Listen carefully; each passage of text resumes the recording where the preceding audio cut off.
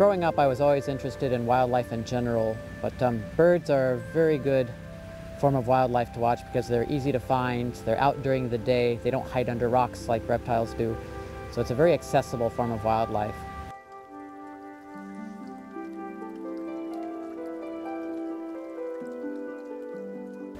Today we're at Crystal Springs Rhododendron Garden in southeast Portland. Great place to come in the wintertime to look at waterfowl. There's a nice diversity of species here as well as good numbers. And the birds are fairly tame. They're used to seeing people and they will come quite close to you. There are nice boardwalks over the water. So it's a good place to get a close look at waterfowl.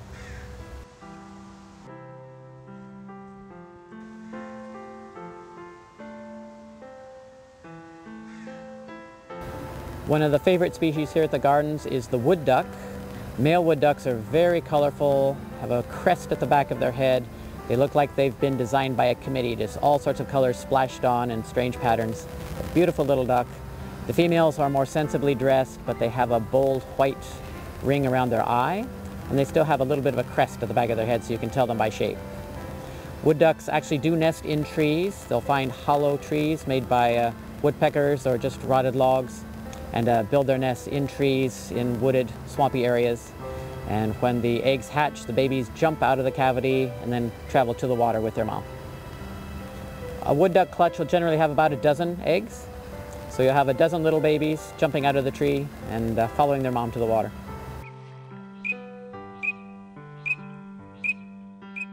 Wood ducks are found throughout North America. In the 1960s and 70s, they were becoming quite scarce, but increased regulation on hunting and habitat improvement, including putting up boxes for them to nest in, has really helped their populations, and they're quite common now.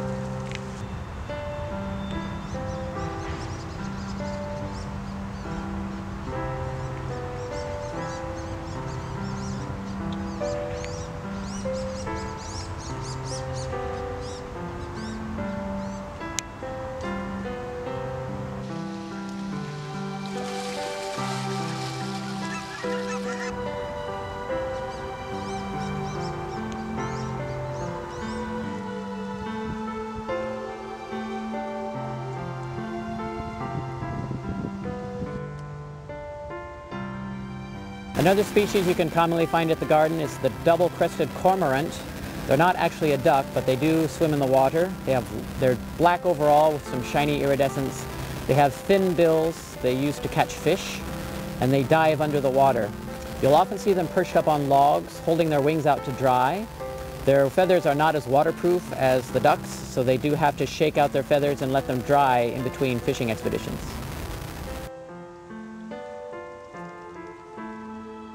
The species of cormorant that you're likely to see inland here in the valley is the double-crested cormorant.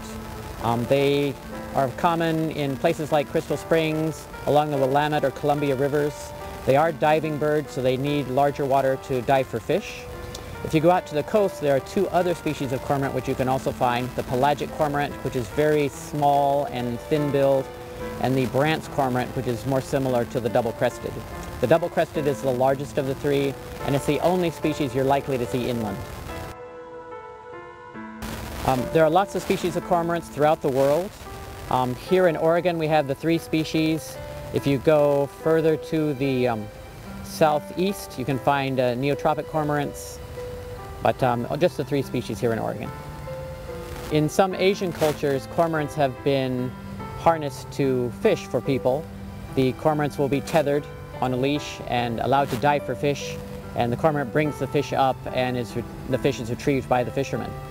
So the fishermen actually use the birds to catch the fish for them.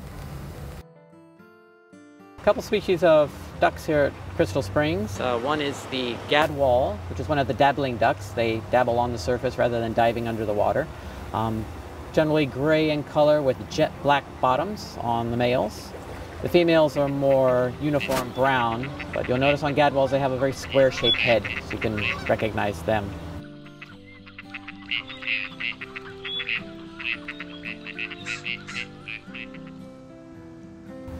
The little black and white diving duck in the middle of the lake, a bufflehead.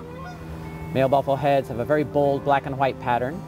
Females are more plain with a small white patch on their cheek, but they actually dive under the water and swim underwater to find their food. Buffleheads are very small compared to the other ducks, so usually the smallest duck you'll see at the gardens.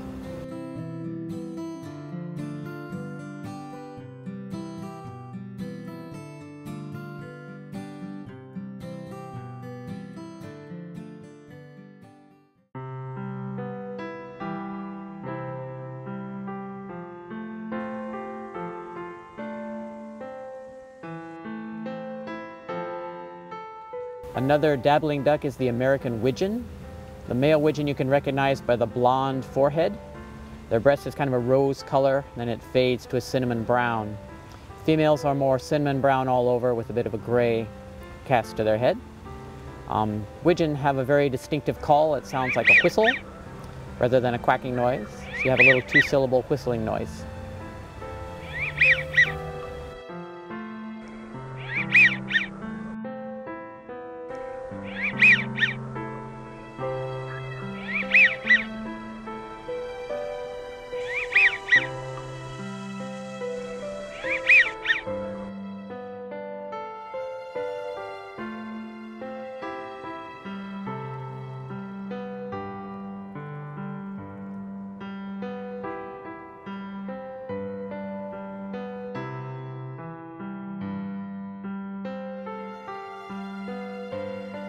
Another diving duck common here at the gardens is lesser scaup. The males are generally blackish on the head with a purplish sheen, light in the middle and then dark on the tail end. Females are more brown overall with a white patch at the base of their bill. Another name for the scaup are bluebills because the males have a bright powder blue bill in breeding plumage. There's also another duck called greater scaup, which is more common on the coast. The difference between a greater scaup and a lesser scaup, apart from the size, is the shape of the head. The lesser scaup that we're likely to see inland have a little peak at the back of their head, whereas the greater scaup have a peak more toward the front of the forehead.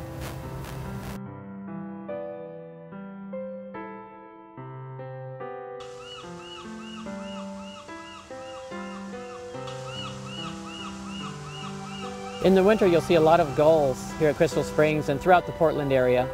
Glaucous-winged is the most common, followed very closely by glaucous-winged western hybrids. We do get a few pure western gulls, but they're much more common on the coast. Western gulls have much darker gray backs and a very large structure overall. In fewer numbers, we'll find herring gulls, which have very pale gray backs and light-colored eyes. Thayer's gull winters in the Portland area. In most parts of the country, birders get very excited to see a Thayer's gull, so we're very fortunate to have a lot of them here.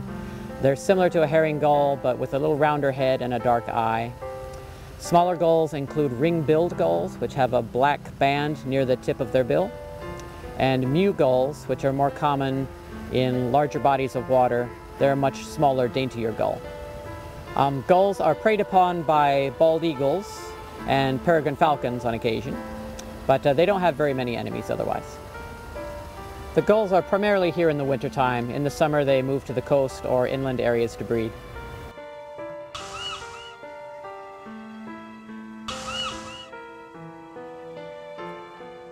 My name is John Rakestraw. I am a bird nerd, is one way of putting it. I've always enjoyed birds. I've always enjoyed all wildlife. But what makes birds so special is birds are big and easy to see. They're out during the daytime. They don't hide under rocks. They don't come out only at night. So birds are a very accessible form of wildlife for everyone to enjoy. When I got out of college, I started birding more seriously. My first love growing up was fishing, but my first job out of college was in a little town in western Kansas where there was no water. So I started paying more attention to birds and meeting other birders, studying, going out in the field to have firsthand experience with these animals really cements that relationship you have with them. From there, I worked as a naturalist in state parks and YMCA camps, county parks, things like that. And I've done a lot of writing about finding birds, identifying birds throughout the country. My love of wildlife and nature was probably fostered growing up. We had a small cottage on a lake, which we would go to in the summers. And we would get in the canoe and go around the lake and see all sorts of birds along the water's edge and in the water, and other wildlife swimming around the lake, always looking for frogs and snakes and things like that. So having exposure to nature and wildlife at a young age is very important for fostering that love of learning and love of preservation as you get older. Not long after I got seriously into birding, I started writing about birding. I've published several articles in birding magazines, conservation magazines. Eventually, I wrote a book called Birding Oregon, which is a site guide to the state. It tells people where to go to find birds throughout the state, some of the most easily accessible and most productive sites. That came out in early 2007. The second edition will come out early in 2014. I also blog, as many people do in this area, just chronicling my birding adventures and sharing information on classes and articles that I have coming out. It's at johnrakestraw.net. Birding of Oregon covers the whole state, some of the better and more well-known birding sites throughout the state. The book is divided into sections: southeastern, northeastern, northwest, the Cascades, and the coast. I did a lot of traveling throughout the state to research the book. There's a lot of information, so you don't have to start from scratch in a project like this, but you do need to go across the state, do some ground truthing to verify that these sites are actually worth visiting, and make sure the directions are clear to get there. So a lot of traveling went into the initial publication.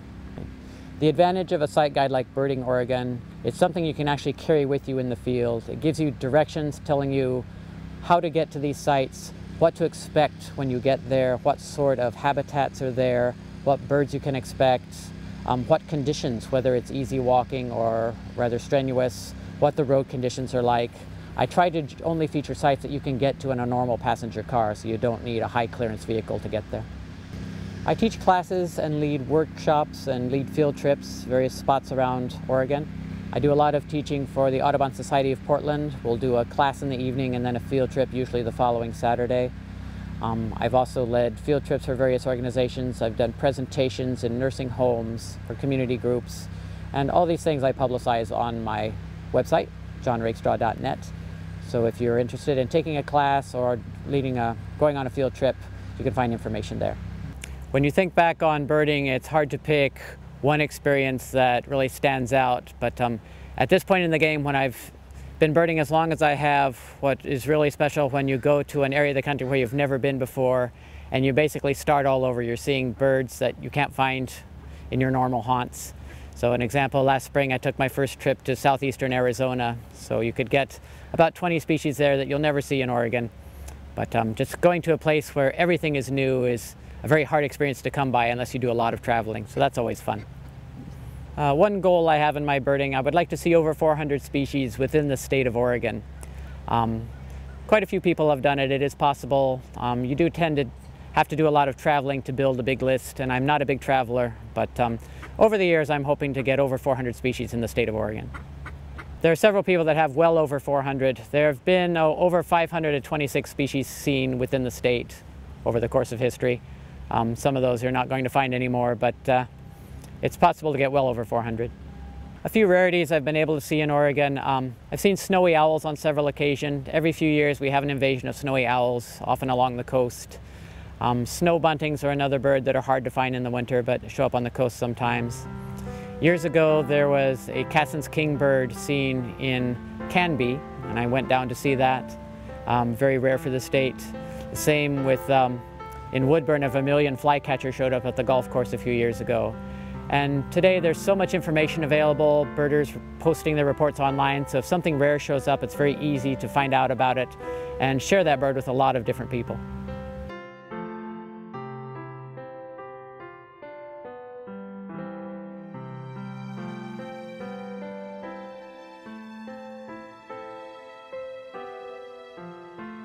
We are at another part of the Crystal Spring Garden.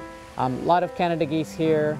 There's a domestic goose, I don't know the species, but a brown goose with a big knob at the base of the bill. A couple domestic mallards, very dark, very large compared to the wild mallards. But, and of course you have your wild mallards here too.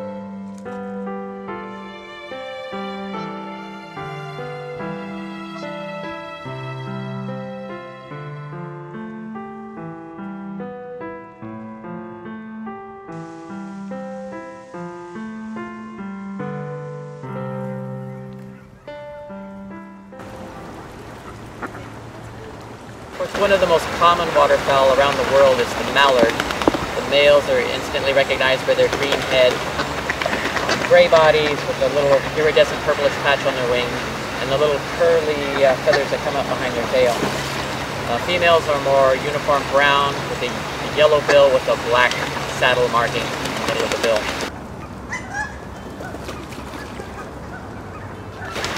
We see a lot of strange-looking ducks at the gardens, and they are generally domestic forms of mallards. All domestic ducks in the world are either mallard or muscovies. They can be all white, they can be all black, combinations black and white. They can look like a wild mallard, but just very large. We see lots of variation among the domestic breeds of mallard.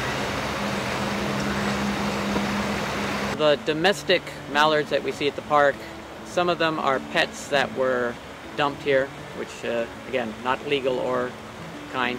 Sometimes you'll have domestic mallards breeding with wild mallards and produce mongrel offspring. So again, you get a lot of variety of plumage, various sizes ranging from a small, more wild size to a very large domestic bird. The little black bird that looks kind of like a chicken is an American coot. They are not waterfowl, they're related to rails, but they do not have webbed feet, they have lobed feet. So their toes are very flat and wide, but they don't have skin in between their toes like a duck does.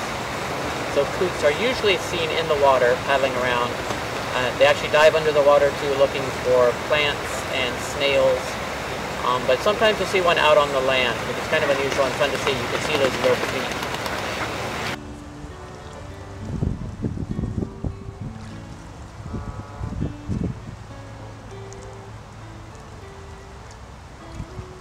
There are two species of geese that you're likely to see here at the gardens.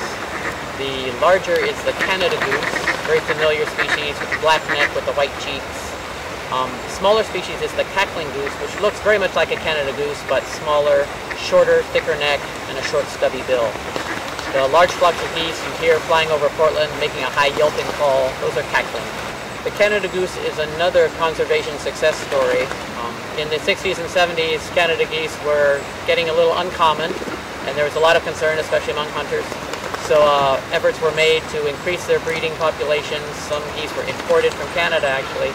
But unfortunately for some, the project was a little too successful. And now Canada geese have learned that they can move into the cities in the winter. They're safe from hunters. There's a lot of food, and unfortunately they can make a lot of mess. They will take over golf courses, neighborhoods. Geese, as you can imagine, can be a little messy. But so sometimes you have to be careful what you wish for, or you get a little too much. One reason Canada geese are so successful is that the pair stays together during the nesting season. In many species, once the eggs are laid and they hatch, the males go out and do their own thing while the females guard the babies. In Canada geese, the pair actually stays together. They're very large birds, very aggressive birds, and they will actively defend their brood. So nesting success is very high for Canada geese. So we have a lot of young birds produced every year. And the birds are large enough that there aren't too many predators that will mess with them. Bald eagles will take them, coyotes might take them, but there aren't a lot of predators that can take down a big goose.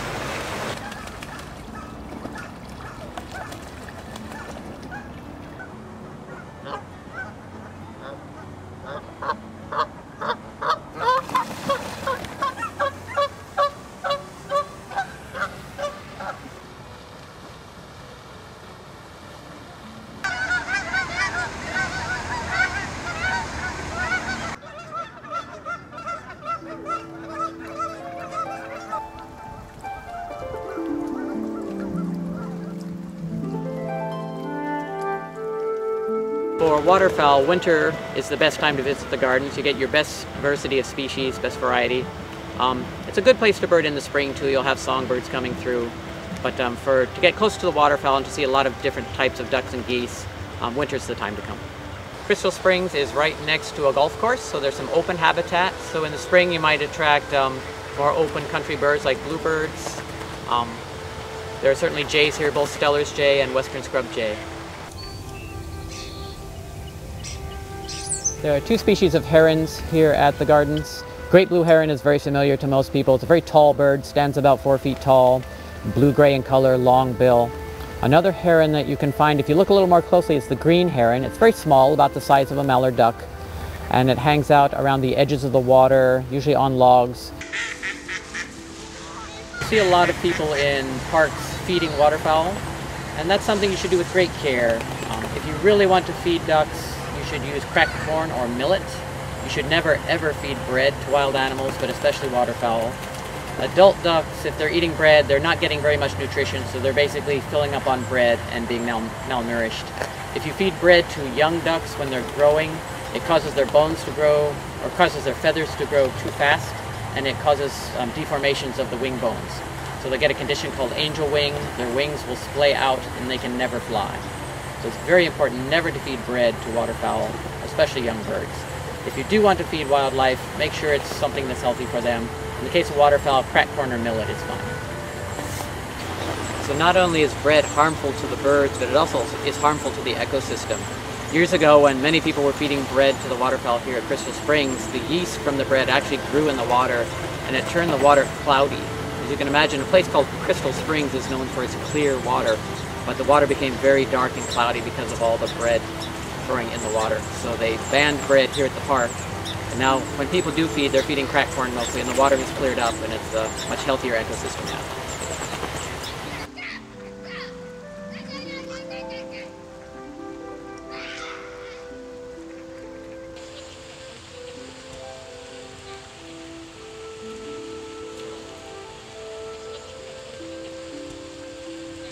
Here we have a pair of mallards exhibiting some courtship behavior. They're pair bonding. They're not going to start nesting yet, but they form their pairs in the fall and stay together through the winter in preparation for nesting in the spring.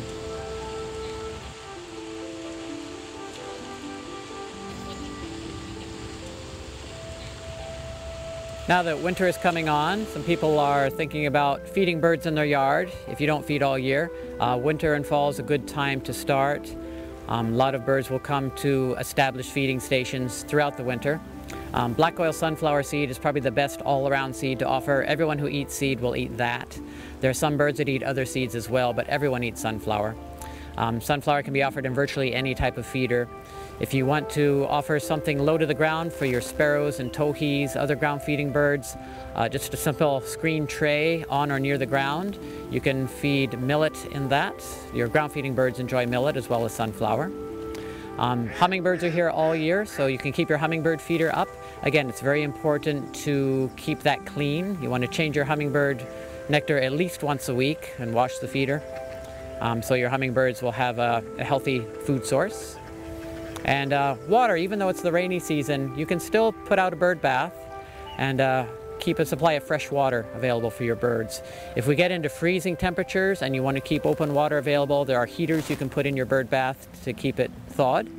The same for hummingbird feeders. If you're afraid that the hummingbird feeder is going to freeze, just mounting a little shop light or other incandescent bulb nearby will usually produce enough heat to keep the feeder thawed throughout the winter. In winter, you might see a new variety of birds in your backyard of various sparrows, white-crowned sparrow, golden-crowned sparrow. Song sparrows are here all year, but maybe a little more visible in the winter. Juncos, spotted towhees, all these ground-feeding birds tend to form big flocks in the wintertime and will gather around your feeders.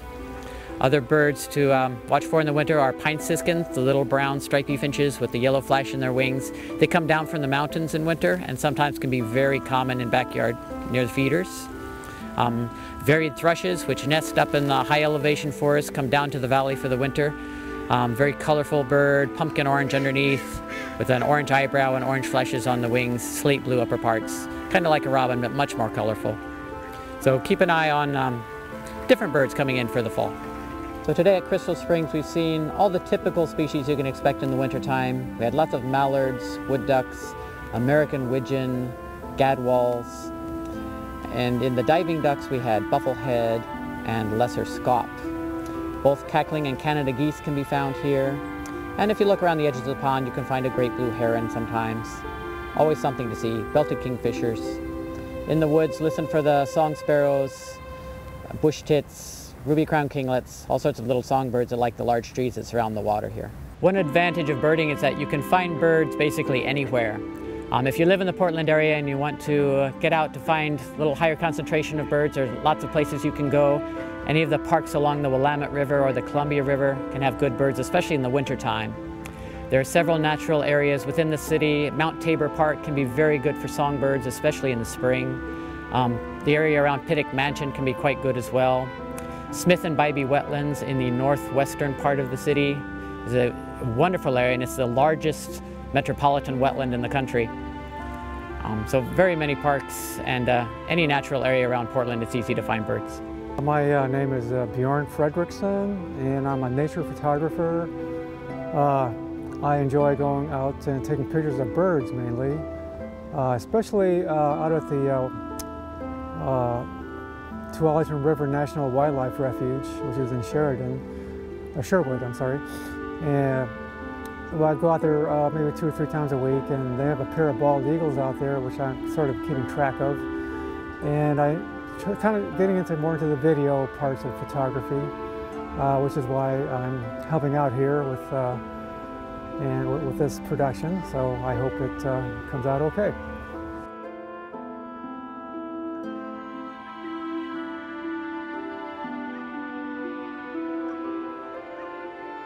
Thanks for joining us on our trip to Crystal Springs Rhododendron Garden. A great place to visit for winter waterfowl. Hope you enjoyed it, and from all of us at The Nature Here, very happy holidays.